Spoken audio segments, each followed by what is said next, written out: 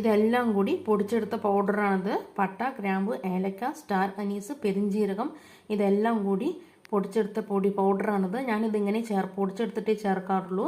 അങ്ങനെ മുഴുവനായിട്ട് ഇടാറില്ല. മുഴുവനായിട്ട് ഇടുമ്പോൾ നമുക്കത് ചോറ് കഴിക്കുമ്പോൾ അതിൻ്റെ കൂടെ വായിലേക്ക് പോയി കടിക്കുന്നുള്ള കരുതിയിട്ട് ചിലർക്ക് അതിൻ്റെ ടേസ്റ്റ് അങ്ങനെ ഇഷ്ടാവില്ല. അതുകൊണ്ട് ഞാൻ എപ്പോഴും ബിരിയാണി ഉണ്ടാക്കുമ്പോഴായാലും ശരി, നെയ്ച്ചോറ് ഉണ്ടാക്കുകയാണെങ്കിലും ശരി, ഞാനങ്ങനെ പൊടിച്ചിട്ടേ ചേർക്കാറുള്ളൂ, പൗഡറാക്കിയിട്ടേ ചേർക്കാറുള്ളൂ.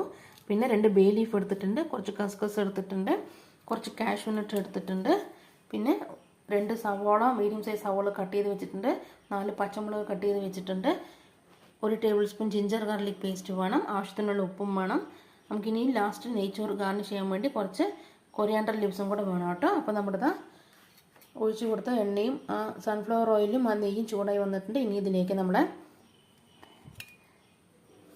ഇത് ചേർത്ത് കൊടുക്കാം, സ്പൈസസ് ചേർത്ത് കൊടുക്കാം.